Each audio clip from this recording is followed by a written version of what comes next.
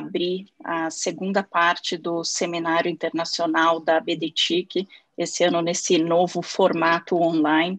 Nós estamos aqui comemorando o 34º seminário, é um orgulho ter feito parte dessa história tão longa.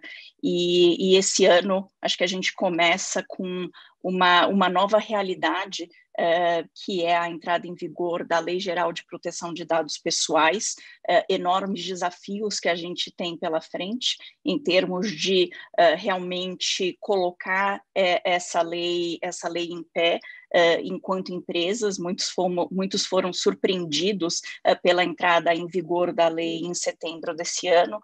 Dúvidas é o que não faltam quando a gente discute da implementação da LGPD, como é que isso foi feito na Europa, como é que isso precisa ser feito no Brasil, e cada dia mais essa discussão em torno de proteção de dados, ela se torna mais relevante, especialmente quando a gente olha para a temática do fluxo internacional de dados.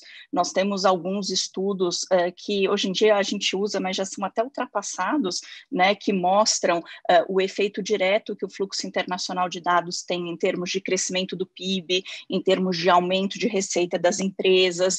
Praticamente todos nós utilizamos serviços na nuvem, e para que isso seja viabilizado, os dados precisam passear mundo afora, sem as limitações das inúmeras fronteiras. Por essa razão, nós escolhemos essa temática para iniciar essa discussão dentro da ABDTIC em torno da LGPD e dos aspectos importantes da LGPD, para a gente entender um pouco melhor como é que funcionam as regras de transferência internacional de dados, tanto na LGPD como na Europa, o que o Brasil precisa perseguir para conseguir, de fato, conseguir uma decisão de adequação e que nós possamos garantir esse livre fluxo de dados de maneira contínua e ininterrupta, garantindo que a economia digital consiga continuar florescendo. Para esse debate, nós vamos contar com a participação de 3 especialistas no tema. Infelizmente, o nosso quarto participante, Piero, teve um problema pessoal, não vai poder se juntar a nós, mas nós teremos uma abertura a ser feita pela Vivian Witt. A Vivian representa o ITI, que é o Information Technology Industry Council. O ITI é uma organização multinacional que tem acompanhado o desenvolvimento da LGPD aqui no Brasil, e a Vivian tem muita experiência com relação à GDPR e os critérios que a GDPR traz justamente para a transferência internacional de dados e a adequação ou a consideração de adequação de um país para receber dados de europeus.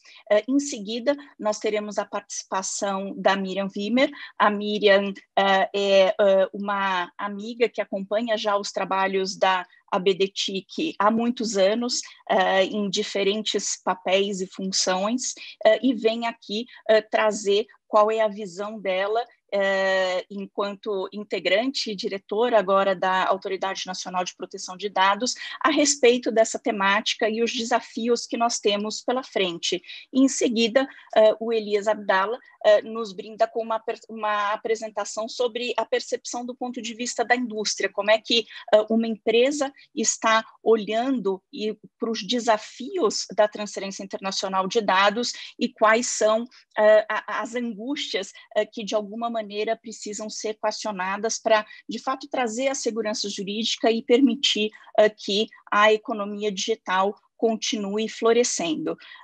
Agradeço a todos a participação. Nós teremos nesse painel uma parte da participação em inglês, pois a Vivian não fala português, a apresentação dela será feita em inglês, mas peço que fiquem à vontade para encaminhar quaisquer perguntas dirigidas a ela, mesmo que sejam em português. Nós vamos cuidar aqui de fazer a tradução e, ao final da apresentação da Vivian, eu procuro fazer um apanhado das principais mensagens e considerações realizadas.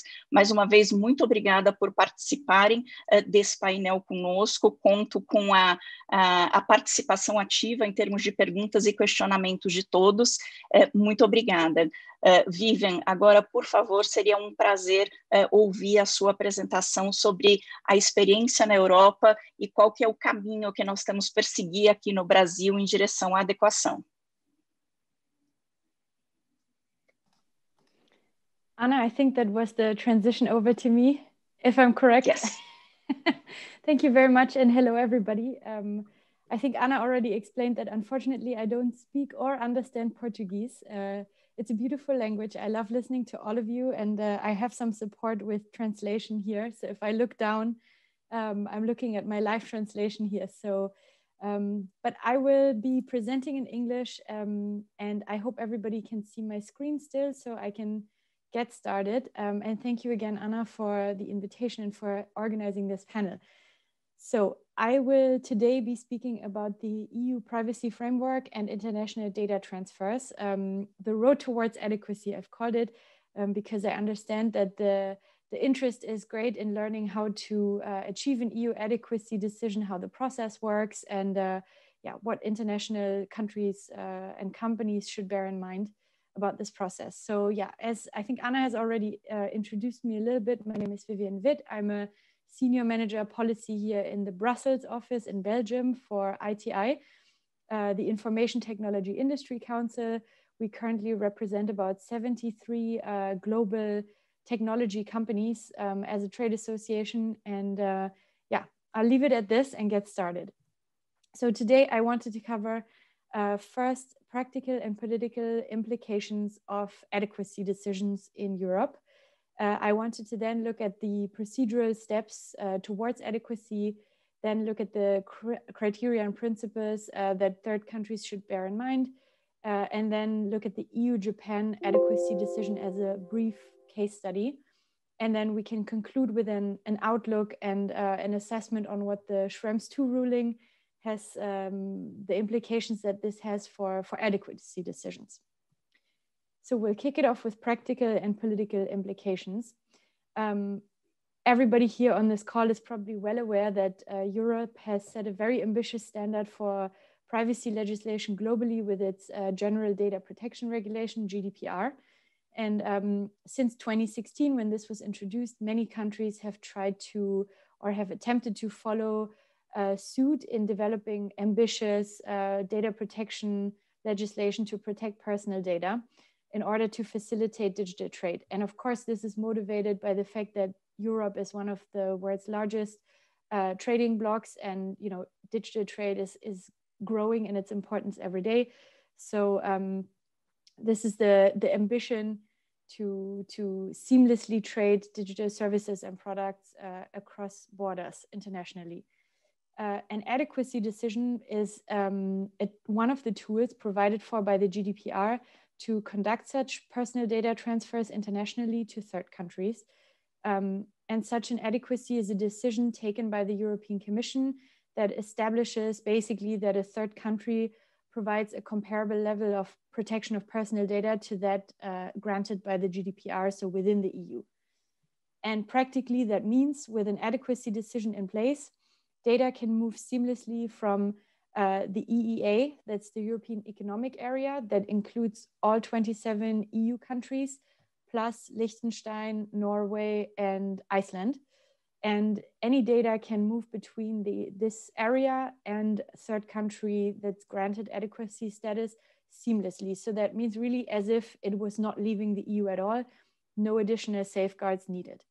Of course, there are exceptional circumstances and partial adequacy decisions. For example, the Privacy Shield was a partial agreement because the US doesn't have federal privacy legislation. So that means before it was struck down earlier this year, Privacy Shield was only valid for those companies that choose to sign on to it. So that was a partial adequacy decision in that sense. And there's something similar with the EU and Canada. It's also noteworthy that there's other transfer mechanisms for personal data. You can find all about this under Article 46 in the GDPR. Other transfer mechanisms include, for example, standard contract clauses, SCCs, that are also sometimes referred to as model clauses, or codes of conduct that require companies to take additional steps before transferring data. So both are also transfer tools, but it needs to be said that the adequacy decision is the most comprehensive and seamless tool, and really, you know, the top of the notch, let's say, and the easiest for companies if two countries have an adequacy decision. Maybe interesting to note that these adequacy decisions are not introduced by GDPR, but have actually been around already since 1995, when the EU adopted the Data Protection Directive, which is the grandfather of GDPR, so to say.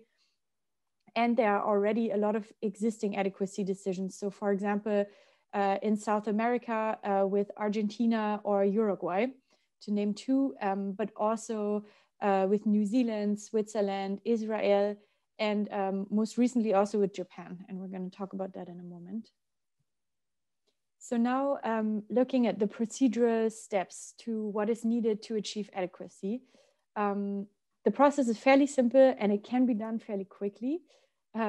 So the process is kicked off by the Commission making a proposal to consider a third country for an adequacy decision. The European Data Protection Board then undertakes a review of the third country's data protection laws and practices and issues an opinion on whether to grant adequacy or not. In parallel, there's a committee of member state experts that is also consulting on the case, and a majority of EU member states is then needed to approve the decision and give the European Commission the mandate to formally adopt the decision. At the same time, then, of course, the third country and the adequacy decision then immediately enters into force as of the date of the adoption. And then afterwards, the European Commission is tasked with monitoring the agreement. It is said that this should take place at least every 4 years. In some instances, it can be done more frequently. So,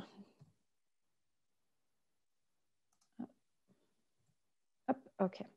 Now let's look at some of the criteria that are underlying when the European Commission assesses whether to grant adequacy. So it needs to be said first that adequacy does not require the third country's data protection system to be identical, but it requests that the concepts are reflected because it is based on the standard of essential equivalence. So in GDPR, there's Article 45 that establishes the elements that the Commission looks at. The first one is the third country's legal framework governing personal data protection. And that's typically a combination of rights for the data subjects and obligations on companies or organizations handling and processing data. The second element is relevant enforcement mechanisms. So that includes independent bodies that supervise the laws and the enforcement of the law, as well as redress mechanisms for both companies and individuals.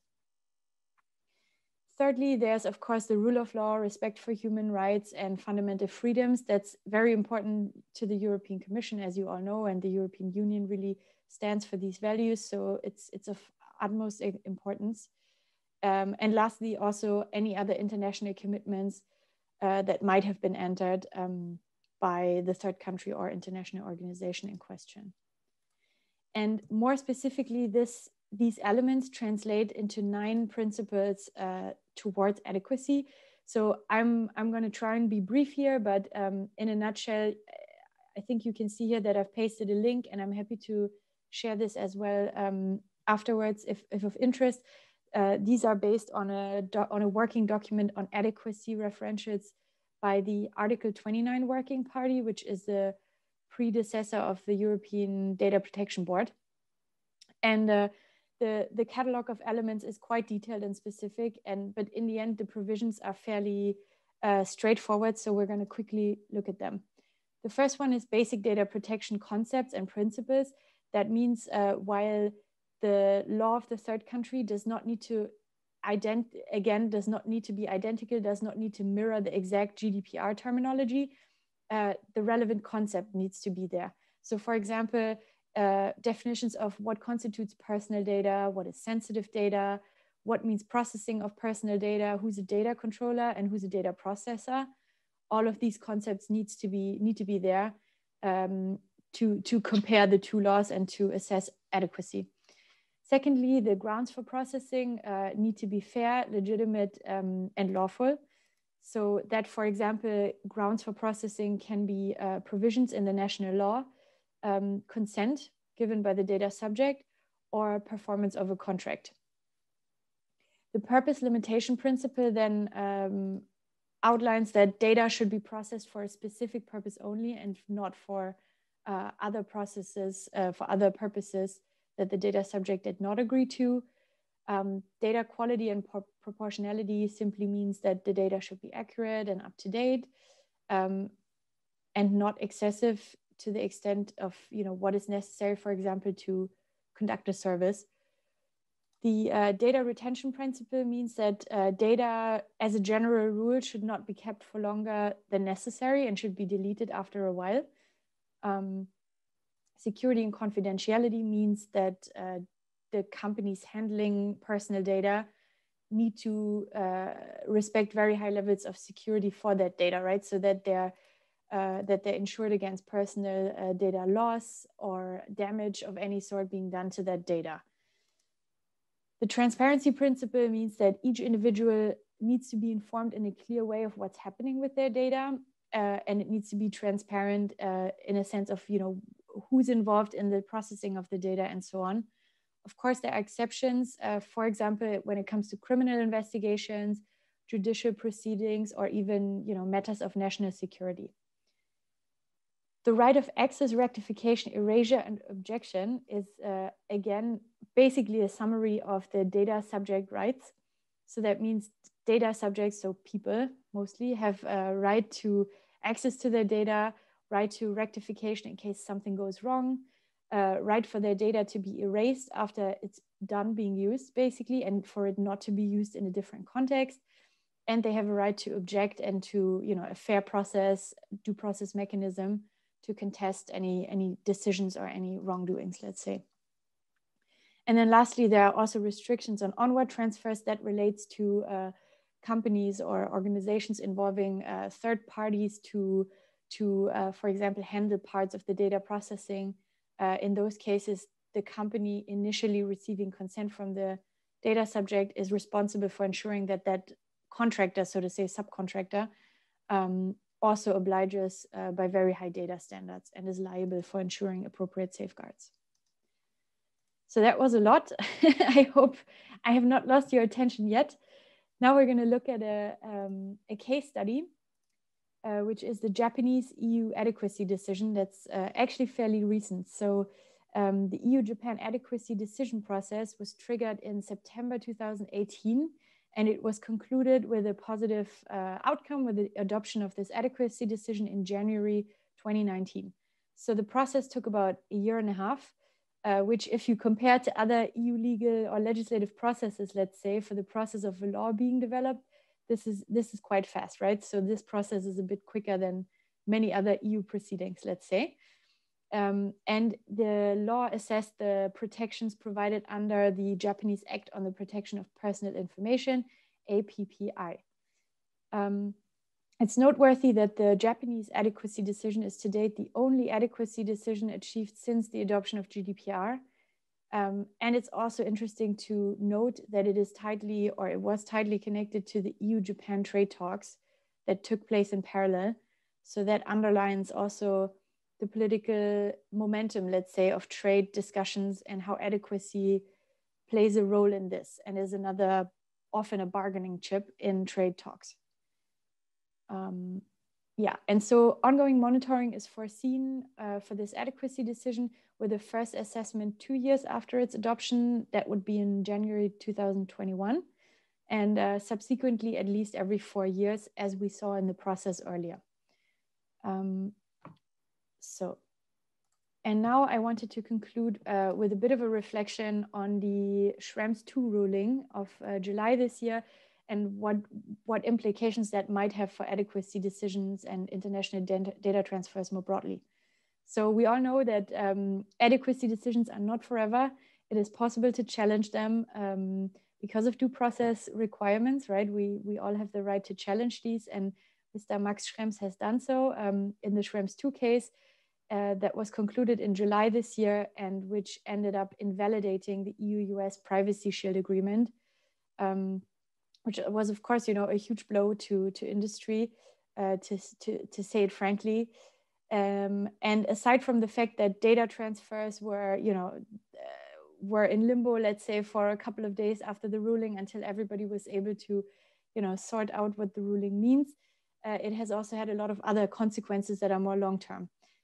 So one indirect consequence of the judgment could be, for example, to complicate future adequacy decisions with countries that have far-reaching surveillance laws, one of them being the United Kingdom. So we all know that there's still the Brexit discussion going on over here, with the deadline looming and getting very close. And it is still to be discussed what the future would look like if an adequacy decision between the EU and UK would need to be, negotiated after January, or whatever the settlement agreement, the parting agreement between the EU and the UK will look like. But a recent case ruling on data retention here in Europe has actually found that the UK surveillance regime and data retention regime for national security purposes is too far-reaching and breaches personal data protection laws of the EU in some instances. And that could, of course, risk that the UK would not be considered adequate in terms of their personal data protection. Same discussion when we look at existing adequacy decisions, for example, with Israel, another country that has quite far-reaching surveillance for national security purposes. And they've had an adequacy decision since before GDPR. But now the question is, could this be called into question with these recent rulings? And another interesting dynamic I find is the coronavirus pandemic, of course, where we've seen that countries are fond to track data and movements, for example, of people that might be infected, to find patterns of where people went and try and isolate, patient zero. And that is, of course, also being viewed very critically when it comes to data protection and privacy. And that's another factor that could risk existing adequacy decisions. Again, Israel, for example, has quite extensive tracking for patients, but also, for example, ongoing future talks, for example, with South Korea. So that's a few of my thoughts. One last thing I wanted to also mention was that the European Data Protection Board has issued guidance last week on the supplementary measures for third country data transfers. This has been long awaited, and we're still digging through the document in terms of assessing what concretely is being proposed. And I appreciate we wanted to talk about adequacy decisions here today, but I'm very happy to discuss a little bit this guidance, because SCCs are obviously also an important tool for international data transfers. And also the European Commission published their updated standard contract clauses last week as well. Both of these are now open for consultation. The EDPB guidance, unfortunately, only for 2 weeks, which we are now also asking for an extended deadline for feedback. And the European Commission SCC, those are open for feedback until, I think, early December. So we have a bit more time there. Yeah, so that's basically a lot in flux. I think to summarize is that there's a lot going on in parallel in the privacy space in Europe, but also internationally, or let's say in Europe with international implications. And I very much look forward to discussing some of these ideas and concepts with you. And yeah, I thank you. Oh, last slide. I thank you very much for your attention. Thank you, Vivian. This was absolutely wonderful, extremely helpful. Estou agradecendo a Vivian aqui pela apresentação dela, e que acho que já levanta um conjunto de perguntas. Ela mencionou quais são os critérios, né, que são utilizados para que a decisão de adequação seja emitida, e acho que uma dúvida, uma curiosidade que essa provocação levanta é em que medida esses princípios precisam estar exclusivamente no texto legal e, eventualmente, serem garantidos por meio do enforcement administrativo ou judicial, e em que medida há uma necessidade desses conceitos e desses princípios serem destrinchados em termos de uma regulamentação a ser expedida pela NPD. Sem dúvida nenhuma, acho que um dos últimos princípios que ela levantou, que é a restrição de compartilhamento, né? Você não pode passar o dado para frente antes de fazer a sua lição de casa e ter certeza que o dado vai continuar sendo protegido, acaba gerando uma preocupação grande do ponto de vista das empresas e das organizações que tratam os dados e a responsabilidade que elas assumem para frente. Eu gostaria depois também, se a gente tiver tempo, de pedir para a Vivian explicar um pouquinho melhor o que são esses dois processos que estão acontecendo na Europa, porque me traz uma curiosidade em que medida algo que a gente possa vir a fazer agora no processo de implementação da LGPD, de fato, pode nos ajudar num processo de adequação talvez um pouquinho mais ágil, gerando menos insegurança jurídica. Tendo feito esse rápido apanhado sobre as colocações da Vivian, agradeço mais uma vez a participação e passo a palavra para Miriam. Miriam, por favor. Muito obrigada, Ana Paula. Queria começar agradecendo a você e ao Samuel pelo convite para participar desse evento. Também saudando a Vivian e o Elias, que são pessoas que certamente trarão contribuições muito relevantes a essa discussão. E eu queria também começar falando que eu já participei desse evento em outras ocasiões ao longo dos anos, mas é a primeira vez que eu participo estando na NPD, e, na verdade, é o primeiro evento do qual eu participo após a nomeação. Então, sem dúvida, é um dia especial, de certo modo. Anteriormente, como muitos sabem, eu trabalhei no Ministério de Ciência, Tecnologia, Inovações e Comunicações, também no Ministério das Comunicações, da Anatel, e minhas responsabilidades sempre incluíram olhar não apenas para as políticas voltadas ao setor de telecom, mas também para as políticas voltadas ao ambiente digital de maneira mais ampla, né? Então, foco nessa ideia de economia digital, transformação digital, e por conta dessas atribuições já tem algum tempo que eu venho acompanhando essa pauta de proteção de dados pessoais, muito a partir da ótica dos impactos que uma legislação de proteção de dados pessoais gera para esses novos modelos de negócios, para esse novo cenário para o qual não apenas o Brasil, mas o mundo caminha, né? E agora eu estou numa outra posição, e eu acho que antes de entrar no tema, né, profundamente, eu queria só fazer alguns rápidos esclarecimentos, um breve disclaimer, né?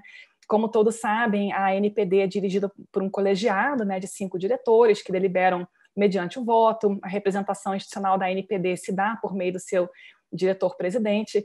E mais do que isso, a NPD existe há exatamente 10 dias, né? Ela entrou em vigor no dia 6 de novembro, quando aconteceu também a nomeação dos diretores. E diante desse cenário, eu sei que todos estão muito ansiosos para saber o que a NPD pensa, o que a NPD vai fazer, mas eu peço um pouquinho a compreensão de todos, no sentido de que estamos num estágio inicial de estruturação desse órgão realmente, né? E que naturalmente a NPD enfrentará essas questões com maior profundidade, mas que hoje eu vou trazer uma perspectiva mais pessoal, até um pouquinho mais acadêmica sobre essa questão, a partir da experiência que eu tive também em posições anteriores no governo, tá? E eu queria começar falando especificamente sobre LGPD, no contexto de políticas de inovação e de incentivo à economia digital. Tá? E como todos sabem, já tem algum tempo que o governo brasileiro vem se dedicando a construir uma visão estratégica sobre esse assunto por meio de diferentes órgãos, entidades, né? E esse esforço decorre da percepção de que a gente está vivendo um processo de transformação muito profundo, né? No qual a gente caminha em direção a um mundo movido a dados, uma economia movida a dados, um governo movido a dados, um cenário em que as relações profissionais, pessoais, acadêmicas são mediadas pela tecnologia de uma maneira muito intensa, e isso nos força, né, a repensar modelos de negócios, formas de trabalho que já vinham assentadas há algumas décadas, né? E justamente por conta desse fenômeno de transformação que é operacionalizado por um conjunto de tecnologias, né, 5G, inteligência artificial, internet das coisas, as tecnologias de Big Data, Analytics, né, justamente por conta de tudo isso é que se torna importante pensar sobre o marco jurídico de proteção de dados pessoais e como ele impacta e como se relaciona com essa nossa sociedade, nossa economia, em transformação. E, nesse sentido, me parece que tem duas perspectivas que são bastante importantes e que eu queria salientar, né? Então, em primeiro lugar, não tem dúvidas de que a introdução e a entrada em vigor da LGPD produz um impacto muito significativo sobre todo esse ecossistema, que no Brasil se encontra ainda em amadurecimento, né? E eu diria que, de um lado, de uma perspectiva, é preciso reconhecer que o impacto é potencialmente positivo. Por quê? A gente reconhece, todos concordamos, a Ana Paula falou no início, né, que o fluxo de dados para além das fronteiras nacionais é um componente essencial do comércio digital, né? A Vivian falou em digital trade em muitos momentos, seja como um elemento associado a fluxos tradicionais de bens e serviços, né? Seja como um impulsionador de novos modelos de negócios baseados em dados. E não por acaso, como a Vivian disse, nas negociações de comércio exterior e de digital trade, o elemento de proteção de dados sempre está presente como um dos aspectos a serem considerados nessas negociações mais amplas. E aí a LGPD, que traz uma série de critérios para amparar essas transferências internacionais, baseada em parâmetros internacionalmente reconhecidos, né, representa para o Brasil a possibilidade de participar desses fluxos globais de dados a partir da incorporação de padrões mais elevados de proteção, né? E aqui eu acho que eu não preciso falar, todos já sabem, existe uma correlação entre os fluxos globais de dados e os fluxos globais de bens e serviços, isso permite acessar outros mercados e, não por último, mas não por menos, né, a confiança do consumidor pode também representar uma vantagem competitiva no ambiente empresarial e para o próprio governo. Então, essa é uma ótica positiva que eu acho importante salientar. Mas, por outro lado, né, também não há dúvidas de que o Brasil e as empresas e o governo, né, e os indivíduos brasileiros terão dificuldades de se adaptar a uma legislação que é nova, que não tem precedentes no ambiente brasileiro, e mais, né, um ambiente em que não há uma jurisprudência consolidada, seja no âmbito judicial, seja em nível administrativo. E, nesse sentido, nosso contexto é muito diferente do europeu, que já desde 95 tem uma diretriz, que já desde a década de 70 do século passado tem países que possuem leis de proteção de dados pessoais. Então, essa dificuldade, esse processo de conformidade que traz esses desafios, ele é especialmente acentuado para pequenas e médias empresas, né? Que não tem staff, não tem expertise, né? E não por acaso, uma importante parte do debate durante a tramitação da LGPD e da medida provisória 869, referiu-se exatamente aos impactos da lei sobre pequenas e médias empresas, né? Que é um aspecto bastante importante. Então, feitas essas considerações iniciais, assim, um pouco contextuais, queria falar um pouquinho mais concretamente sobre como a LGPD trata das transferências internacionais.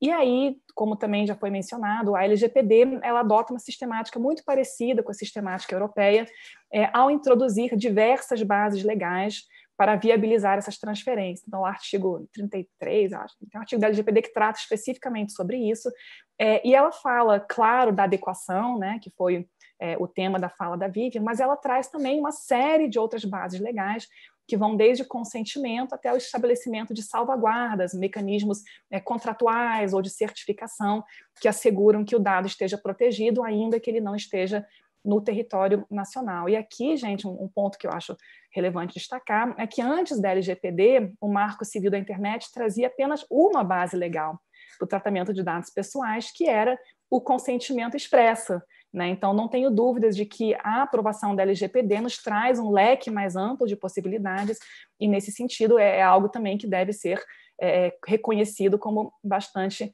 positivo. E aqui também eu queria falar que essa é uma sistemática muito alinhada com o que existe em outros países, inclusive com relação aos princípios básicos de proteção que a Vivian mencionou e que são quase idênticos aos nossos, né? E que a LGPD, além de nos aproximar da União Europeia, que é uma coisa quase que óbvia, né, para quem acompanhou o processo, ela também nos aproxima de países da região da América do Sul, como a Argentina e o Uruguai, que já foram considerados adequados pela Comissão Europeia, né? Uma outra referência que eu acho que é importante é a própria OCDE, né? O Brasil se empenha no momento em ingressar nessa organização.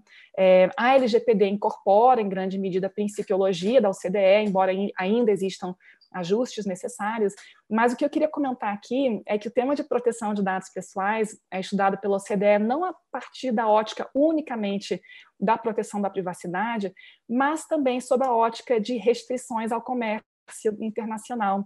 Né? Então, existe na OCDE um negócio chamado Digital Trade Restrictiveness Index, né? Índice de restritividade de comércio digital, e um dos elementos que é olhado, né, analisado, diz respeito às legislações de proteção de dados pessoais. Até comento aqui, curioso, um pouquinho antes de ser nomeada para a ANPD, eu recebi uma consulta formal para uma avaliação sobre se a LGPD representava ou não uma restrição indevida ao comércio, né? E a minha resposta foi: não representa, porque é uma metodologia alinhada com o que a OCDE preconiza. A OCDE tem uma taxonomia de índices de restritividade quanto à transferência internacional de proteção de dados pessoais, que vai desde uma situação extrema de tudo pode, até uma outra situação extrema de aprovações caso por caso. E o Brasil está numa posição intermediária, junto com vários outros países, que é uma posição classificada como fluxos de dados dependentes de salvaguardas, ou seja, existem diversas bases legais, além da adequação, que viabilizam que esses dados fluam de um país para outro, mantendo seu nível de proteção. E aí, o que eu salientaria também é a importância de que esse leque de opções exista e que seja, de fato, colocado em prática, né? E eu acho que o que nós vimos no caso Schrems 2, que a Vivian mencionou, foi a importância de repente olhar para as cláusulas contratuais padrão, né? A adequação não vai mais funcionar, a privacy shield não vai mais funcionar. Qual outro mecanismo pode viabilizar essas transferências? E daí a necessidade de ter um rol de opções. É claro que a gente tem no Brasil também o consentimento, mas vamos combinar que o consentimento como base para a transferência nacional de dados é um pouquinho problemático, porque o consentimento pode ser revogado a qualquer momento, né? Então, de fato, a LGPD institui uma sistemática bastante moderna, ao possibilitar, inclusive, mecanismos como selos, certificados, códigos de conduta, que poderão, inclusive, ser expedidos por órgãos privados, né, sob supervisão da Autoridade Nacional. Então, esse é um exemplo do que me parece que a LGPD traz, que é da tentativa de estabelecer um regime corregulatório, né, em que as responsabilidades são divididas entre o órgão, vou chamar entre aspas assim, regulador, entre muitas aspas, e o ente regulado, né, a partir da lógica de construção de confiança e de accountability, né. Me parece uma sistemática que é positiva não apenas para o setor privado, mas também para o setor público, na medida em que reduz a carga operacional, né, e o nível de especialização que a ANPD tem que ter ao analisar esses mecanismos. Então, para concluir, né, eu acho que o que a ANPD vai fazer? Né? Todo mundo quer saber o que a ANPD vai fazer.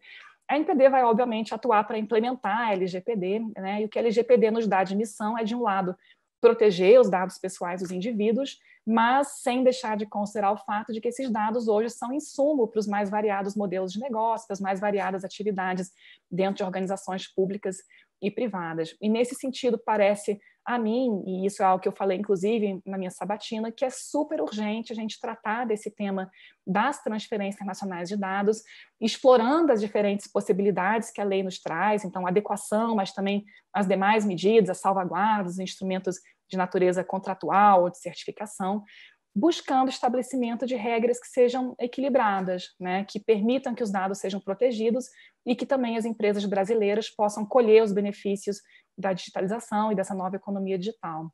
E, nesse sentido, eu acrescentaria que me parece ser bastante importante que a ANPD se engaje nesses mecanismos internacionais de cooperação para enforcement no campo de proteção de dados pessoais, porque também não há dúvidas de que o elemento de transnacionalidade nos traz uma série de questões jurídicas associadas à soberania, à jurisdição, que são temas, inclusive, polemizados já perante o STF. Então, me parece que à medida em que a gente avança na busca pela interoperabilidade desses marcos jurídicos, né, também fica claro que os nossos mecanismos, né, previstos na LGPD serão tanto mais valiosos quanto mais interoperáveis eles forem, né, quanto mais harmonizados internacionalmente eles puderem ser.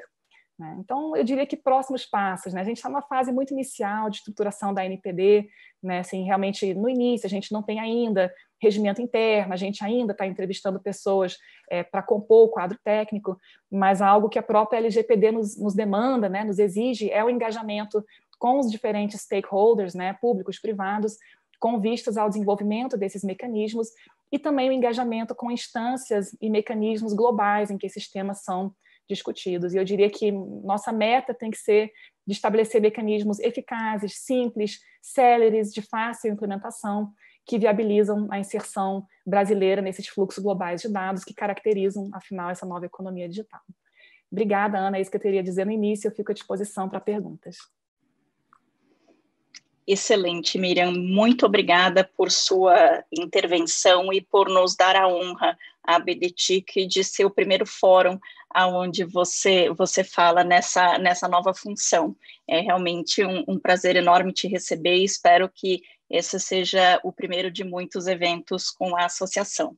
Você levantou alguns pontos que acho que são muito relevantes e que trazem uma certa preocupação, que é essa questão da gente ter se inspirado na GDPR, que é uma norma que ela foi, na verdade, ela se desenvolveu, né, de uma norma mais antiga e de uma cultura de proteção de dados já estabelecida.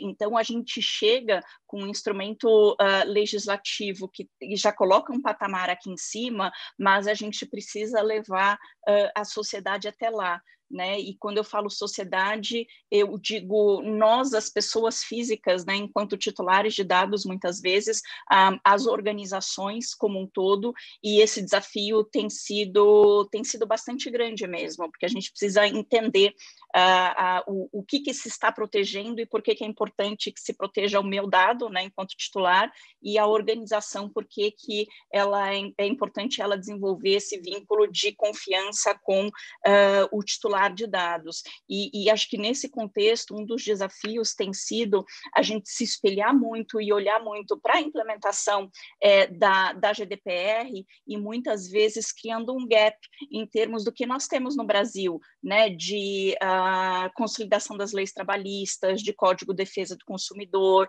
o nosso Código Civil e todos os desafios que isso de fato vão levantar.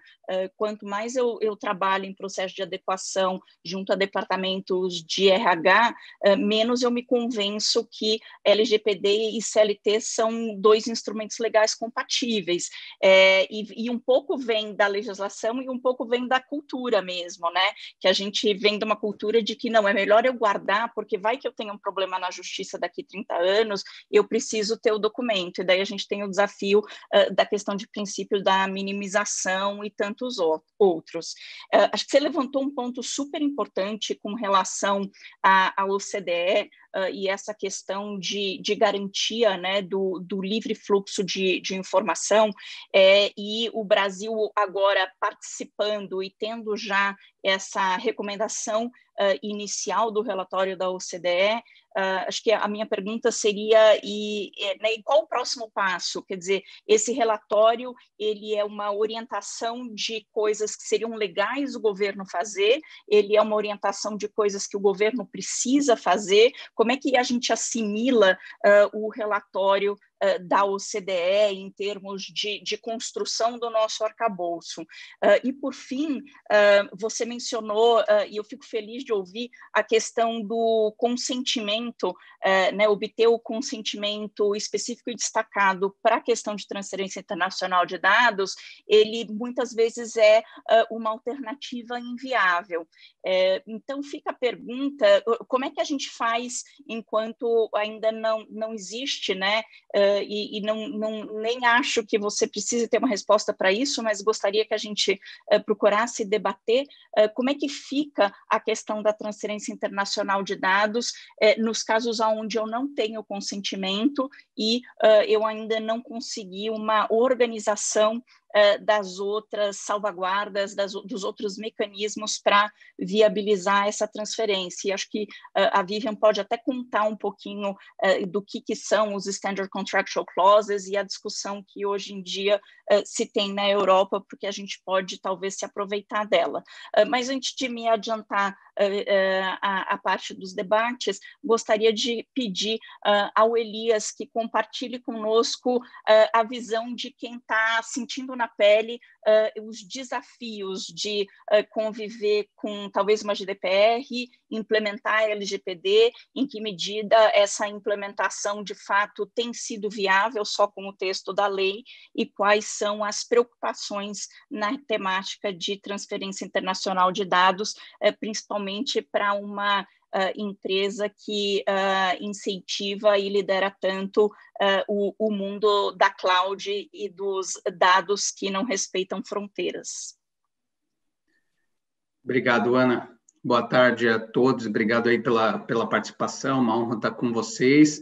Queria agradecer aqui vocês que estão dividindo esse palco virtual. Me sinto honrado de estar ao lado desses profissionais que são incríveis no meu ponto de vista sobre conhecimento. Aproveitar também o momento para, mais uma vez, parabenizar a Miriam pela posição como diretora da NPD. Eu acho que todos nós, a gente fica feliz de ver uma profissional que tem um conhecimento tão grande no tema, que sempre foi muito aberta ao diálogo também, que acaba sendo algo necessário e muito importante para a gente construir esse arcabouço da proteção de dados no Brasil. Então, mais uma vez, Miriam, parabéns. Eu queria, eu acho que vocês colocaram já, eu fico feliz de acabar sendo o último aqui a comentar, porque vocês trouxeram alguns pontos que são bastante ricos para a conversa, e com certeza a parte mais interessante a gente vai para o debate, então nem vou querer me alongar muito aqui na discussão. Mas eu queria, ouvindo muito do que vocês mencionaram aqui na conversa, e que eu compartilho e concordo 100% com o que foi colocado, e, lógico, aprendendo também nesse tema, que acho que todos nós, a gente está num universo aqui que a gente está vendo como essa lei deve ser implementada no Brasil, quais são os próximos passos, e o mundo inteiro, de certa forma, olhando para a questão de proteção de dados com uma certa ansiedade em relação ao que deve acontecer. Está aqui o exemplo do caso na União Europeia, a discussão sobre a Privacy Shield de Estados Unidos e União Europeia, ou seja, é um tema que recorrentemente traz uma oportunidade para uma reflexão, para um pensamento, e todas as questões geopolíticas, inclusive, acabam tendo um peso aqui nessa discussão. Mas eu queria, na verdade, pegar alguns pontos aqui da conversa que eu acho que são interessantes e complementar um pouco com a visão. Não quero, com isso, rediscutir a LGPD, porque a gente já passou por esse ponto, mas faz parte um pouco dessa conversa, né, que a gente teve lá atrás sobre a legislação e expectativas que a gente tem sobre o Brasil. O primeiro ponto que eu acho que vale a pena a gente comentar, que quando a gente discutia a LGPD, a gente olhou para o cenário internacional para tentar entender como outros países lidavam com as questões, especialmente aqui para a questão da transferência internacional de dados. A gente seguiu o que o GDPR coloca, ou mesmo a diretiva europeia anteriormente, né, que foi o começo da construção da LGPD, mas esse não é o único exemplo que a gente vê no mundo. Inclusive, a gente vê exemplos de países que têm uma posição muito mais, como eu posso colocar mais acertadamente, mas muito mais aberta em relação à questão da transferência do que talvez você colocar bases legais para que isso aconteça. A gente tem outros países que têm também algumas limitações maiores do que a gente vê na própria União Europeia. O fato é que, apesar da gente ter no GDPR inspiração aqui para a LGPD e uma similaridade, acho que a gente também precisa entender das diferenças que acontecem, né? Vocês já colocaram uma delas importante, né? A cultura mesmo, o cenário que a gente tem no Brasil versus o que a gente tem na União Europeia, o fato do GDPR ser uma evolução de uma legislação anterior, já existir toda uma cultura sobre proteção de dados, mas mais do que isso, uma questão legislativa mesmo, um arcabouço legal sobre a proteção de dados. Só que o ponto que eu queria colocar é que o GDPR é, em essência, muito diferente da LGPD quando a gente entende que é uma legislação de bloco. E a LGPD, por mais que o Brasil seja um país com uma dimensão continental, com vários estados, e a gente também tem as nossas questões internas, é uma posição bastante diferente de você ter uma legislação que já, na verdade, está regimentando aqui a participação de dezenas de países, versus uma legislação que se aplica a um país especificamente. Então, quando a gente olha para a questão de transferência internacional, aqui a gente já vê uma diferença bastante importante, né? A GDPR vai falar de transferência internacional para além daquele bloco, quando a gente está olhando para a LGPD, para bases legais que têm certa similaridade, para um único país versus a relação com o mundo de uma forma geral. Lógico que quando a gente olha a Europa, a gente tende a olhar esse grupo de países como quase que como um país só, mas eles também têm ali, inclusive de representatividade de PIB e economia, algo muito relevante, né? Então, esse é um primeiro ponto. Segundo ponto, a gente discute muito a questão de transferência internacional numa perspectiva econômica. De fato, aqui, sem dúvida nenhuma, a gente tem esse tema relacionado às questões de trade, né, comerciais entre países, a existência de negócios, a atração de investimentos. Esse é um ponto que a gente pode comentar e vamos comentar um pouco mais em detalhe, mas eu acho que a gente também precisa sempre ter em mente que a transferência internacional e a ideia de você utilizar a transferência internacional como regra, não como exceção, mesmo no GDPR, que eu também já comento um pouco a mais, também se relaciona com as liberdades, né? As nossas liberdades individuais, direitos fundamentais de uma forma geral.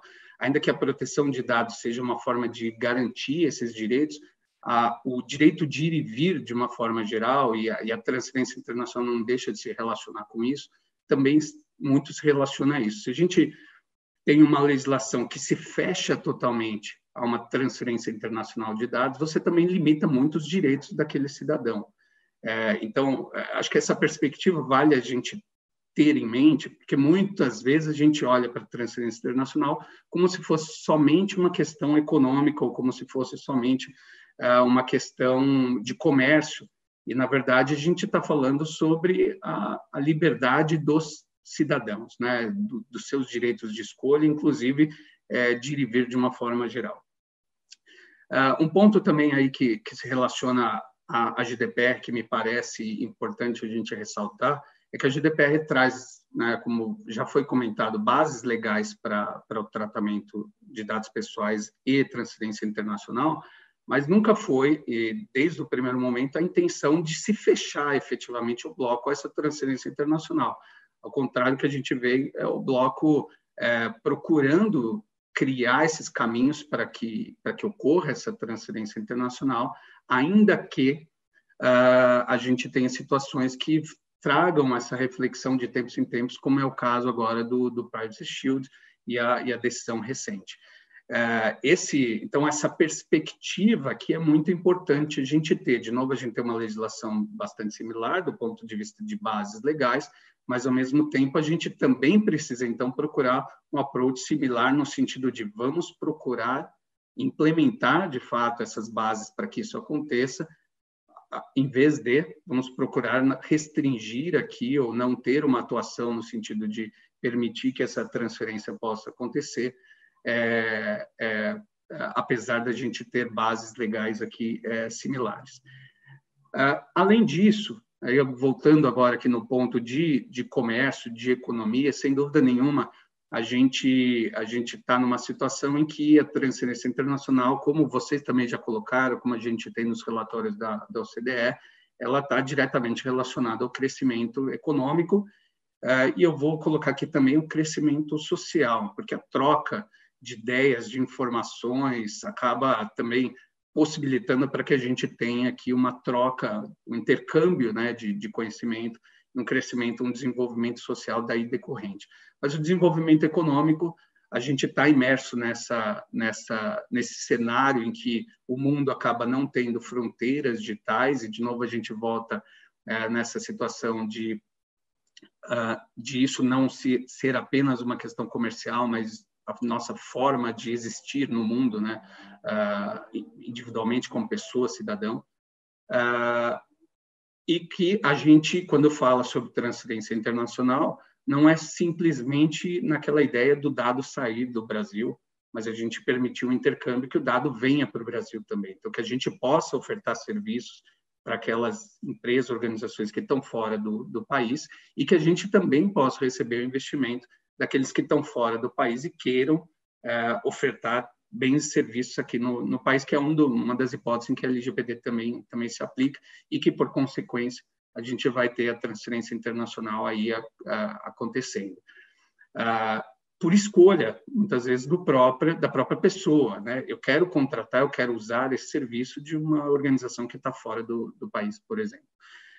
Um ponto adicional aqui, em relação a essa discussão sobre como que a questão da transferência versus serviços que a gente tem, você mencionou o serviço de nuvem, Ana. Com certeza, a Microsoft é uma provedora de serviço de nuvem, apesar da gente ter uma estrutura aqui com data centers espalhados no mundo todo, a gente tem diversos data centers aqui no Brasil, então acho que o importante é a gente considerar que a transferência internacional é mais do que a existência ou não de um data center, é uma questão voltando no ponto de uma necessidade econômica, né? Uma necessidade de relações aqui internacionais das organizações de uma forma geral, mas eu quero pegar o exemplo que vai além, às vezes a gente de novo fica preso naqueles pontos em que a gente lida diretamente com grandes empresas, como aqui a caso da Microsoft, mas essa é uma questão que toca também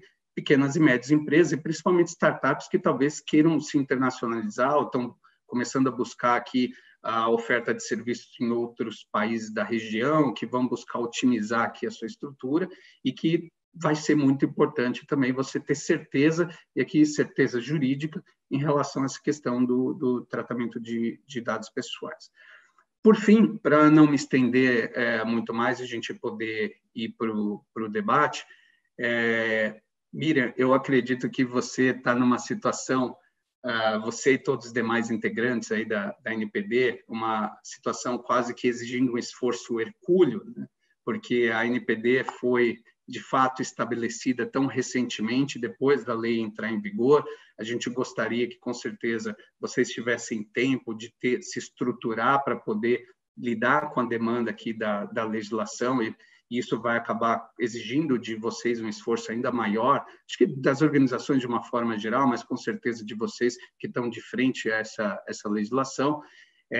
E essa questão da transferência internacional é uma que logo acaba tocando e batendo aí a porta da NPD. Muito porque, ainda que a gente tenha vários pontos da legislação que vão exigir alguma ação da NPD, inclusive do ponto de vista de trazer mais esclarecimento sobre alguns pontos, ou mesmo uma normativa adicional, digamos assim, quando a gente olha para a transferência internacional e a lógica da NPD, ela coloca aquela lógica de que temos essas várias bases, mas várias delas vão depender de ação efetivamente da NPD, ou seja, se a NPD não atua, a gente acaba não podendo contar com essas bases. E acho que você já colocou muito bem que o consentimento, apesar de estar aí colocado, algo que já até existia, quando a gente pensa até mesmo do ponto de vista de proteção de dados pessoais, talvez não seja a melhor forma da gente endereçar isso. Então, a Vivian comentou sobre a adequação, né, o nível de adequação, o processo para estabelecer esse tipo de relação, com certeza é muito relevante, mas a gente tem também outros elementos ali que nos parecem aqui interessantes para que a gente possa criar um pouco desta dinâmica e a gente poder, sem prejuízo de poder revisitar esses pontos quando a gente vê a necessidade. Acho que alguns deles que a gente pode mencionar, mas não se esgotam aqui, seriam as cláusulas padrão, que a gente já mencionou, e é um instrumento, acho que bastante relevante para a gente ter como uma medida talvez até mais célere, aproveitando a própria discussão que a gente vê na Europa. E a lei também acaba permitindo a NPD autorizar a transferência internacional, que não é o processo de adequação, né? Seria uma decisão que eventualmente pode ser um instrumento, até pensando um pouco nessa necessidade de estruturação para que possa se desenvolver talvez um trabalho mais detalhado. Enfim, com isso eu queria aqui encerrar, deixar para a gente poder ir para o debate, mas, de novo, agradecer a participação de todos e, principalmente, agradecer vocês aqui que estão dividindo esse espaço por essa conversa. Acho que é um tema bastante relevante. Em última instância, estou aqui representando a Microsoft e o setor privado de forma geral, mas também como cidadão sempre interessado que a gente desenvolva um ambiente de proteção de dados que seja adequado para o país, e isso adequado de uma forma bastante abrangente, né? Que a gente garanta a segurança, que a gente permita o desenvolvimento do país, que, como você também colocou, Miriam, que a gente acabe integrando essas cadeias de valor no mundo e não isole o país nesse processo. Obrigado, fico aí para o debate.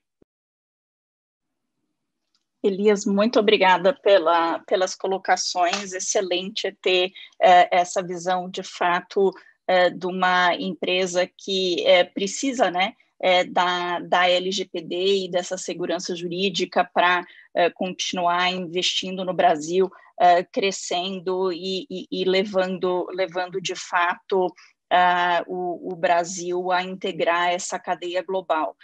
E você fez uma provocação aí no final bastante interessante sobre a possibilidade da ANPD eventualmente autorizar a transferência internacional de dados já de uma maneira, pelo que eu entendi, assim, um pouco mais direta, enquanto os outros mecanismos que dependem de um entendimento mais estruturado serem encaminhados. A gente recebeu aqui algumas perguntas, eu também levantei algumas, queria então passar agora, convidar todos para a gente passar para esse momento de debates e voltar inicialmente à Vivian. Eu havia, quando fiz um breve apanhado das colocações da Vivian, solicitado a ela que explicasse um pouco melhor qual é o nível de detalhe que a legislação ou o arcabouço brasileiro como um todo precisa ter para que, de fato, se entenda que o Brasil está em condições de receber uma decisão de adequação. O que significa uma decisão de adequação? Significa uma decisão no sentido de que o arcabouço normativo do país representa níveis equivalentes ao europeu em termos da proteção de dados pessoais. Então, não se fala aqui de um copy and paste, mas se tem um patamar mínimo do que deve constar na legislação brasileira, no arcabouço brasileiro. Então, minha pergunta para a Vivian é se o fato da gente ter os princípios na lei já é o suficiente, ou se, de fato, a gente precisa ter um detalhamento de como todos aqueles princípios são aplicados, e se existe também algum requisito especial, como é que funcionam os requisitos em termos da própria Autoridade Nacional de Proteção de Dados, se ela, de fato, precisa passar por um teste, algum tipo de validação ou não. Se não me falha a memória, isso foi uma das discussões que aconteceu no processo de adequação do Japão, e foi necessário ser feitas adequações à lei. Seria muito bom ter a visão da Vivian com relação a esse respeito. E uma última pergunta para a Vivian foi com relação aos Standard Contractual Clauses, que é esse processo que está em discussão na Europa sobre as cláusulas contratuais padrão, e entender o que exatamente está sendo discutido e o que está sendo buscado. Uma vez que a Vivian termine as colocações, aí eu trago para vocês mais algumas perguntas que foram recebidas para Miriam, e a gente provoca também daí o Elias a comentar as considerações das duas. Por favor, não deixem de encaminhar as perguntas para o evento para a gente poder repassar. So, Vivian, I turn the word to you. Thank you, Anna. You shared a few questions with me earlier, so I assume, I'm just going to try and answer a few of those to the best of my knowledge. So I'll have a go. I think one thing you had mentioned here was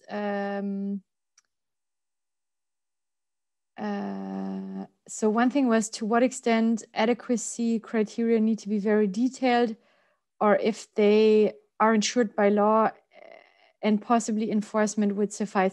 So I think on the detail of the adequacy criteria I mentioned before, I think obviously, you know, any adequacy decision is launched by the European Commission through a proposal. So that means whatever the assessment is then done, let's say previously by the European Commission, and then also by the European Data Protection Board. So in the end, it is up to them to decide, you know, if the criteria are met.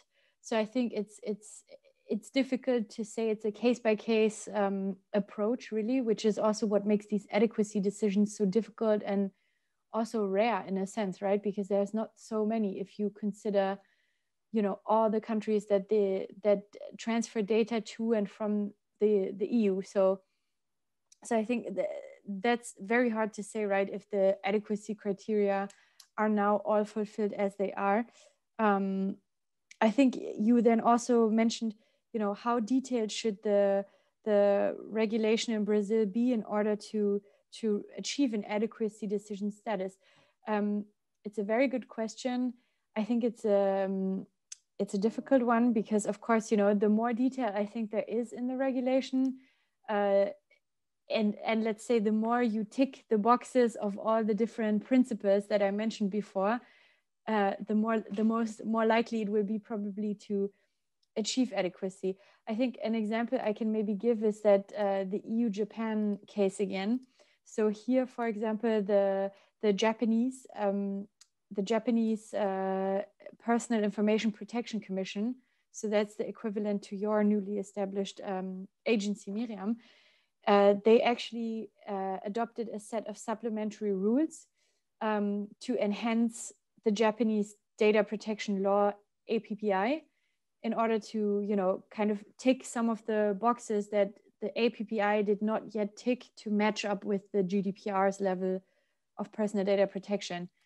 They also installed a complaint handling mechanism between the EU citizens and the Japanese public, so that, you know, there would be a way, because this is an essential part of GDPR as well, right? There needs to be due process and means for individuals and data subjects to make a complaint. So, and also accessible, right, in the language available, etc. So I think this is one thing that the Japanese introduced, this complaint handling mechanism. And I'm happy to hear what the plans in Brazil would be, if this seems feasible or if it sounds difficult. And then lastly, on law enforcement and national security, the Japanese government has actually provided assurances that the processing of personal data for law enforcement and national security purposes would be limited to what is necessary and proportionate. And I think that's something that we see now is coming increasingly under attack, is law enforcement and national security colliding with privacy all over the world, right? With the legitimate interests of, for example, you know, fighting terrorism or preventing child abuse material to spread online, but at the same time also trying to protect fundamental rights of people, right, that are online. So yeah, that's a few words on this. In terms of the process, so it's really the European Commission that launches an adequacy decision process. You know, I think everything that comes before the actual proposal being published is most likely very political, you know, and dealt with at the highest political levels, I assume. So I think Miriam will probably know more about these, you know, backdoor conversations than me.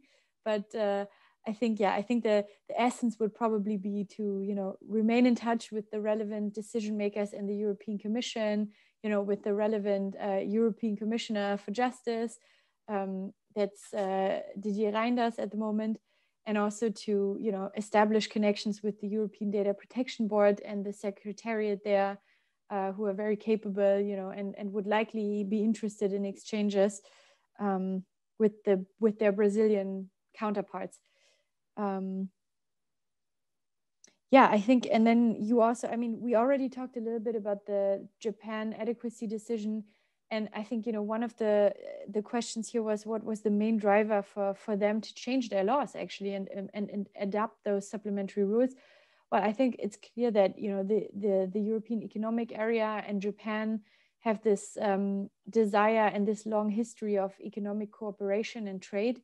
And the idea is, to now elevate this into a digital age where there's even more trade between the EEA and Japan. So I think this is the main reason, right? And I mean, for Japan, the European market is significant.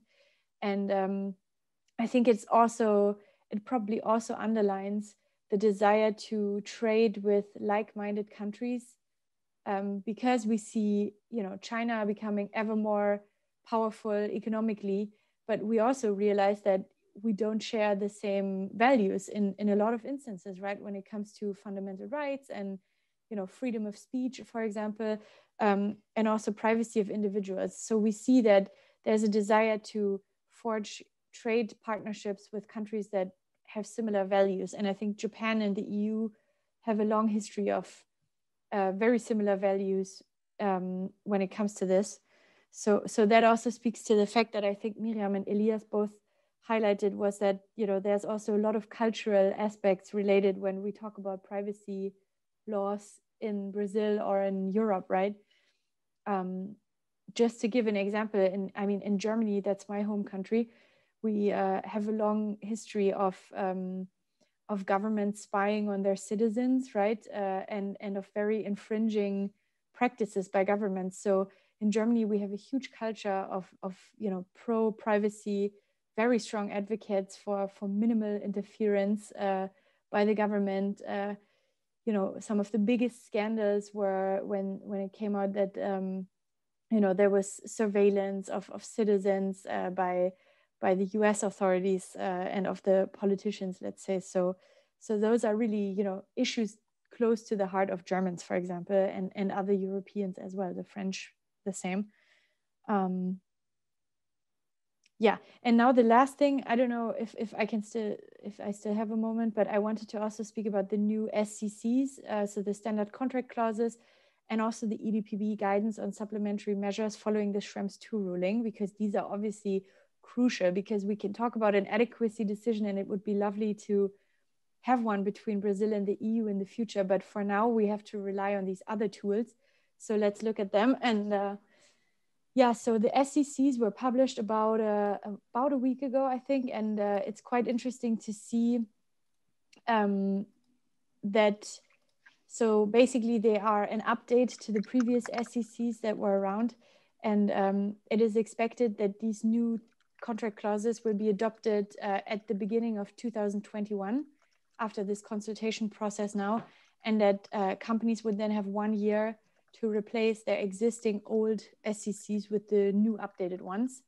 And we're trying to scope out as well with our members, with Elias' colleagues and others from our membership who were trying to assess, how much of a compliance burden this would be, if it's feasible, if the time frame is all right. But yeah, I think more importantly even than these SCCs is the EDPB guidance on the supplementary measures, which basically foresees a multi-step, I think it's 6 or 7 steps process on how companies basically need to go through a mini adequacy decision of their own. That includes steps to, for example, map the existing privacy framework in a third country.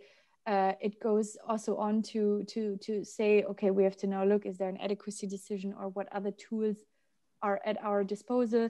And then step 3 in those guidelines is really for companies to do a mini adequacy decision process based on what is called European essential guarantees, which then again mention that judicial independence is one of the criteria that needs to be fulfilled. And this is, of course, very difficult and very hard for some countries to meet that criterion, as mentioned by the EDPB. And then the other problem with this is that in some instances, there's a few use cases mentioned, for example, when it comes to transfers to the cloud. And here, technical and contractual measures are even, recognized as not being going far enough and being good enough assurances to ensure data transfers with some third countries. So, the EDPB is taking a very strict interpretation of the Schrems II case law here, and what supplementary measures might be. And it's to be discussed, how this would be even possible. And lastly, it concludes with the fact that companies then have to regularly evaluate again the situation, and they only say at appropriate intervals. And the question is, what's appropriate? Is it 6 months, 1 year, 5 years? So this could potentially be a huge burden for businesses. So that's the initial assessment. We've only had a couple of internal discussions on this so far.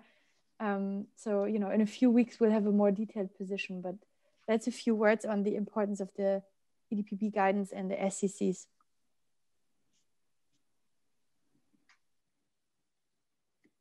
Thank you so much, Vivian. Extremely helpful.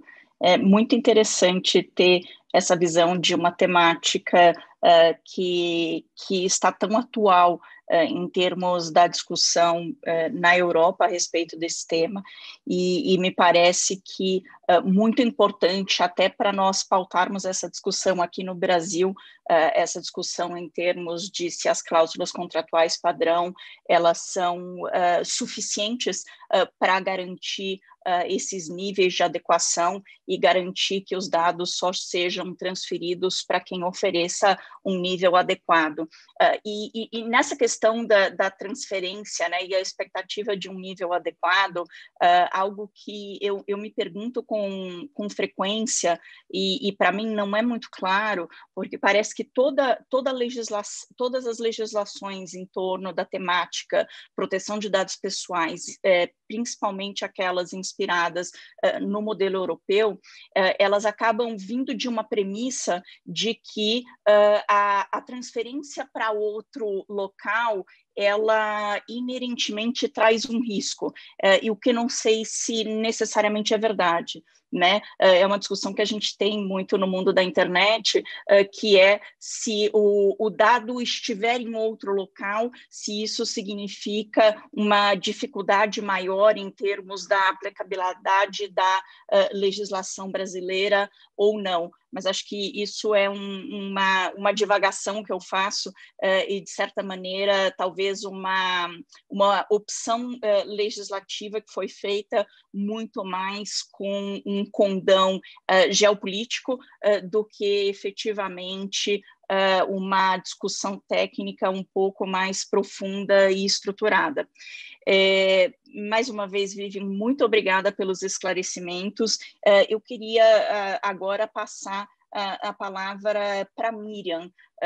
Miriam, eu fiz uma consideração a respeito da questão da OCDE, né, se o relatório são recomendações e o governo brasileiro não necessariamente precisa implementar aquelas recomendações para conseguir, de fato, uma decisão de acessão à OCDE, ou se aquilo realmente precisa ser interpretado como mandamentos que precisam ser buscados pelo governo, e acho que entender um pouquinho mais desse processo na questão específica da LGPD, especialmente do fluxo internacional de dados, seria bastante interessante.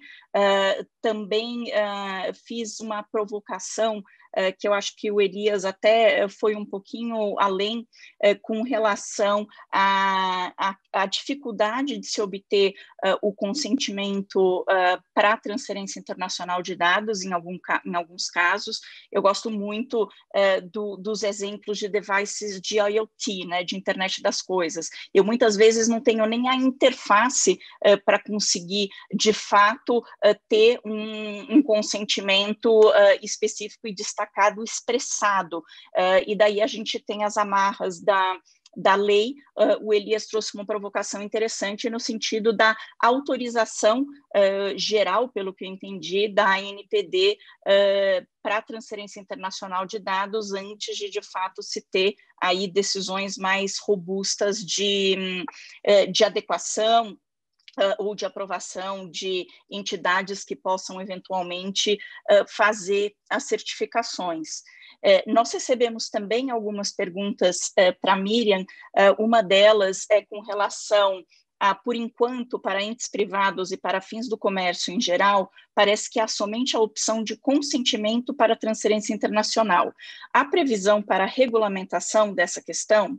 Uma outra pergunta que foi recebida para a Miriam é: há possibilidade de decisões liminares para autorização da transferência internacional de dados, enquanto não temos uma legislação consolidada?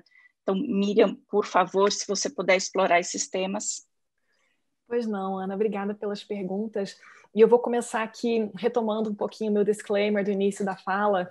Pessoal, a gente está nos dias iniciais, a NPD tem 10 dias de vida e ainda não houve, de fato, o enfrentamento de muitas dessas questões. Então, perguntas do tipo, pode, não pode, quando, enfim, não tenho respostas para todas elas nesse momento. O que eu menciono apenas é que o Elias tem razão quando ele recorda que a LGPD prevê a possibilidade de transferências internacionais mediante a autorização da Autoridade Nacional, está lá no inciso 5 do artigo 33. E a lei não nos traz parâmetros adicionais para dizer, enfim, com quais critérios a NPD trabalharia para autorizar ou não autorizar uma transferência internacional. Então, essa é uma base legal que, junto com as demais, precisam ser investigadas e compreendidas, a preocupação que eu traria aqui é que a interpretação desse artigo tem que se dar de uma maneira consistente, coerente, a gente evitar uma fragmentação também do nosso arcabouço normativo viabilizador de transferências internacionais, porque também seria uma coisa bastante problemática em termos de segurança jurídica. Então, certamente é um ponto aí para ser explorado. Existem no artigo 33 várias bases legais, mas, de fato, muitas delas dependem de uma atuação da NPD, né? Sejam as cláusulas contratuais específicas, cláusulas padrão contratuais, normas corporativas globais, selos, certificados, enfim.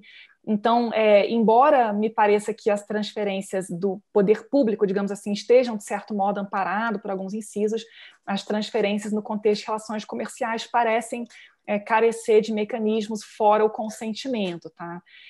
E aqui eu reconheço que isso é algo que está longe de ser ideal, né? Uma empresa decidir aonde vai colocar o seu data center com base no consentimento é uma abordagem realmente problemática, né? E daí que eu reforço minha opinião de que é necessário a gente enfrentar essa questão com a maior celeridade possível, justamente para que esse leque de opções possa ser devidamente explorado. E o último ponto que eu queria mencionar diz respeito aos peer reviews da OCDE, que a Ana mencionou, e por acaso, enquanto eu estava no MCTIC, eu fui responsável pelo peer review de transformação digital, né? Então, para explicar um pouquinho, em 2018 foram contratados pelo MCTIC 2 peer reviews, que são processos de avaliação entre pares, né? São processos por meio dos quais o Brasil voluntariamente se submete ao escrutínio do secretariado da OCDE e dos membros, no caso do Comitê de Políticas para a Economia Digital, o CEDEP. E a gente contratou um peer review sobre transformação digital e um sobre políticas de telecomunicações e de radiodifusão. Qual que foi o nosso intuito? Por que a gente fez isso? Porque a gente quer, de fato, estar aderente às melhores práticas internacionais. A gente voluntariamente se submeteu a um exame, a uma apreciação por um ator externo, reconhecido como uma entidade que tem essa expertise, para dizer, aqui está bom, aqui não está bom, aqui pode melhorar, aqui está jóia, né? E o resultado de tudo isso se deu agora muito recentemente, quando houve o lançamento dos peer reviews já traduzidos para o português, com uma série de recomendações. Agora, vejam que essas recomendações elas são muito amplas e possuem diferentes graus de complexidade. Então, a gente tem lá no peer review de telecom recomendações que requerem uma alteração à Constituição, né? A gente tem outras que são de muito mais fácil operacionalização. Então, a sua incorporação é uma exigência? Não é uma exigência, é uma recomendação, né? Por outro lado, o Brasil deseja, de fato, melhorar o seu ambiente regulatório, né? Se adequar a essas boas práticas internacionais, inclusive com vistas não apenas ao ingresso na OCDE, mas ao aumento do grau de confiança de investidores, da segurança jurídica, enfim. Então, certamente são recomendações que a gente buscará implementar dentro de um tempo que seja razoável para sua implementação. E no caso de proteção de dados pessoais em particular, tem um capítulo lá específico que fala sobre confiança no ambiente digital, que endereça 3 questões. Um é segurança cibernética, que chamam de digital risks, enfim, segurança de defesa cibernética. Um é proteção do consumidor e o outro é proteção de dados pessoais. E nesse tocante foram expedidas algumas recomendações importantes. Uma delas trata de assegurar a independência realmente para a NPD. Outra diz respeito à forma de indicação dos diretores e dos membros do Conselho Nacional de Proteção de Dados Pessoais, segundo critérios transparentes, justos e baseados em expertise técnica. E a última, que eu salientaria aqui, diz respeito a assegurar um orçamento adequado e previsível para a NPD. Eu acho que todas essas recomendações são coisas que nós queremos fazer, óbvio, né? Inclusive, a própria LGPD já prevê que, num horizonte de 2 anos, após a entrada em vigor da estrutura da NPD, seja promovida uma discussão quanto à alteração da sua natureza jurídica, com vistas à sua transformação numa autarquia especial, que é um arranjo institucional que, em tese, traz maiores garantias de independência, para além daquelas que nós já temos hoje, que estão associadas à existência de mandato fixo dos diretores, e assim por diante, autonomia decisória, técnica, né? Então, eu digo assim, é claro que nós queremos que isso aconteça, mas não é algo que o Brasil esteja vinculado ou obrigado a fazer, seja como condição ao ingresso ao CDS, seja para qualquer outro arranjo dessa natureza. Tá? Acho que toquei mais ou menos as principais questões, mas eu fico à disposição depois se houver mais algum ponto. Excelente, Miriam, muito obrigada. E acho que esses pontos que você tocou com relação ao relatório da OCDE, eles são bastante estruturais, não só para a OCDE, mas para essa questão de uma decisão de adequação para a Comissão Europeia, né? Sem dúvida nenhuma, são itens que precisam ser endereçados, apesar de todas as amarras e dificuldades institucionais que nós temos e que também não dá para serem vistas exclusivamente sobre a ótica da LGPD. Chegou mais uma pergunta para você, que qual é a recomendação para transferência intercompany?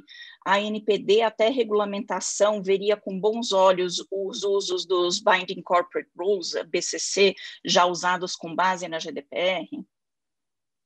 Eu não posso dizer se a NPD veria ou não veria com bons olhos, porque, obviamente, é uma decisão colegiada, esse tema não foi ainda enfrentado. A LGPD traz a hipótese das cláusulas, normas corporativas globais, que é o equivalente, né, ao Binding Corporate Rules. Eu entendo que é um assunto que certamente exigirá maior aprofundamento, eventualmente regulamentação, mas certamente guarda uma simetria com o que já existe no GDPR. E a ideia, até pensando muito nessa questão da necessidade do livro fluxo, né, é a gente conseguir algum grau de interoperabilidade entre os vários conceitos, ainda que não na nomenclatura, mas para que esse exercício não restrinja mesmo, né, o livre fluxo de dados.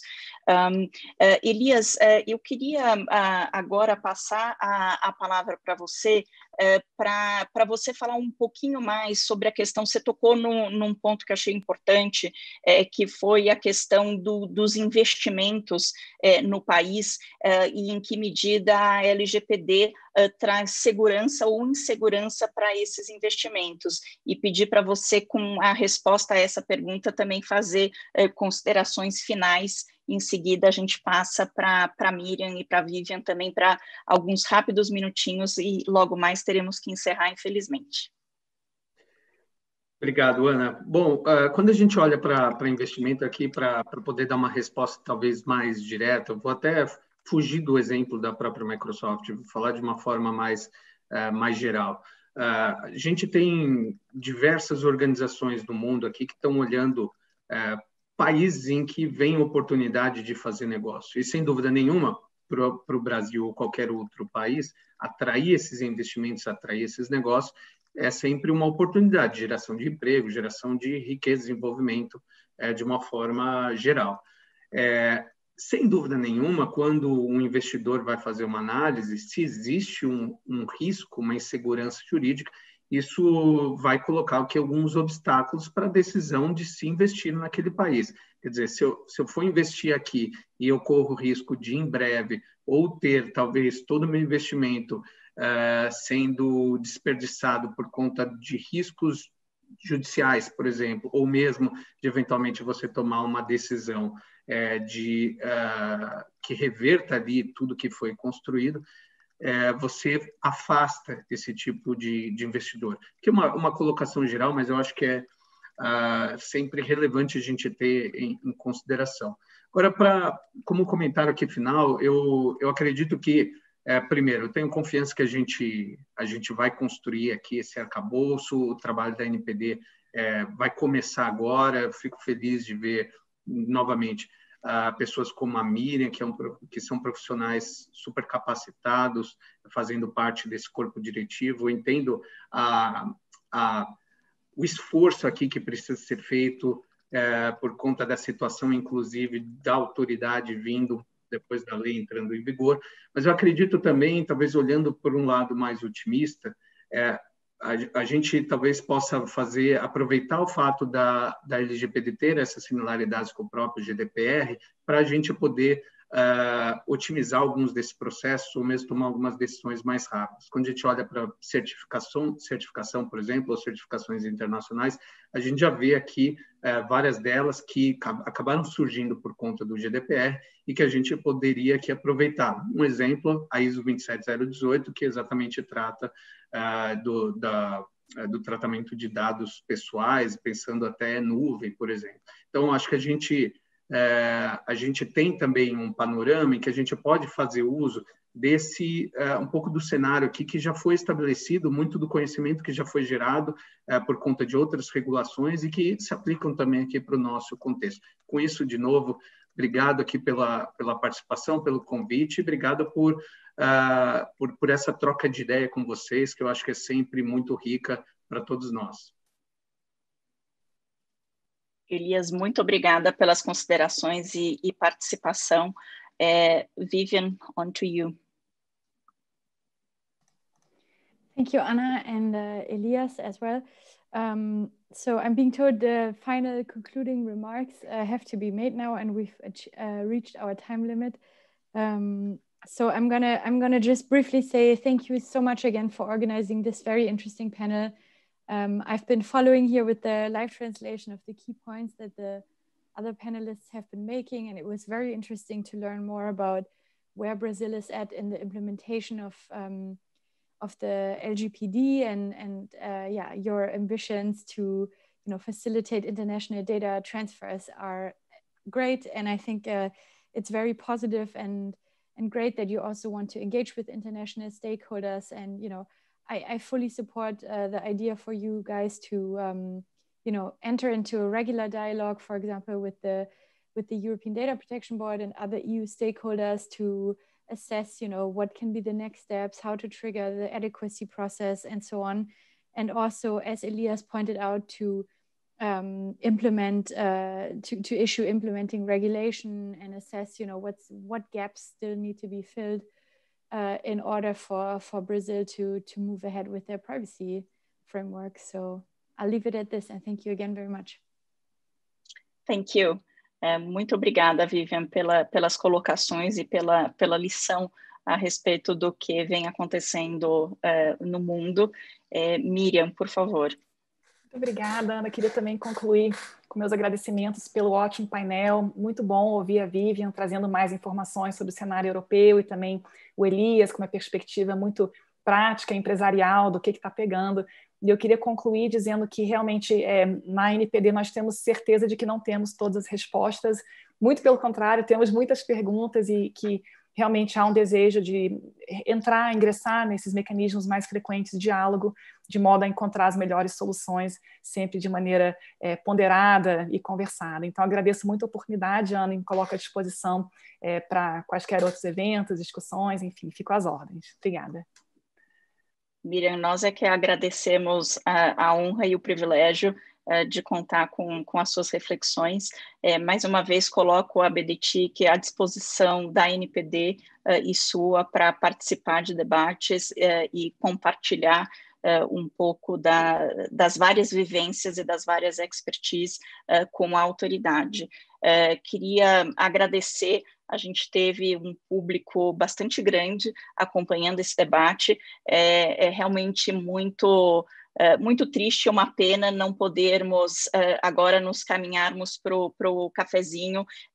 O seminário da ABDTIC é sempre uma oportunidade muito gostosa da gente rever uma série de colegas e amigos que militam no setor de TICs há tantos anos e, enfim, ter aí um acompanhamento das conquistas de cada um, as discussões a respeito do encaminhamento do próprio setor, mas, infelizmente, neste ano tão complexo, nós temos que fazer isso virtualmente, mas foi um prazer ver tamanho engajamento do público com essa questão. Antes de finalizarmos, queria só lembrar a todos que as apresentações utilizadas no evento, elas estão no site do evento, embaixo do menu apresentações. Nós hoje fizemos o kick-off do seminário e para não enlouquecer todos com um seminário de 8 horas no mesmo dia, a próxima parte do seminário vai ser na próxima segunda-feira, dia 23. A gente falou um pouquinho aqui do relatório da OCDE no âmbito da proteção de dados e nós vamos ter o Arthur Coimbra, do Ministério das Comunicações e também uma pessoa que acompanha o setor já há muitos anos, já participou desse evento várias vezes, falando sobre o relatório da OCDE, uma discussão também sobre espectro e mercado secundário de espectro, que é algo que acho que a gente discute aí há pelo menos uma década para entender quais que seriam os benefícios desse mercado secundário de espectro, e uma mesa sobre redes abertas e infraestrutura de telecomunicações. O evento, como hoje, é gratuito e as inscrições podem ser feitas somente para o dia 23, para quem tiver interesse. Gostaria de, mais uma vez, agradecer a participação de todos, agradecer em especial Vivian, Miriam e Elias pelas riquíssimas contribuições, pelo debate que eu sei que é um tema um pouco árido, mas ele é absolutamente essencial para a implementação da LGPD e para que a gente consiga caminhar nessa jornada de fazer com que o Brasil seja um país efetivamente adequado para a transferência internacional de dados e para que a gente consiga viabilizar e concretizar todos os objetivos da estratégia de transformação digital do país. Gostaria de agradecer ao Samuel por toda a organização e realização do evento. Muito obrigada a todos.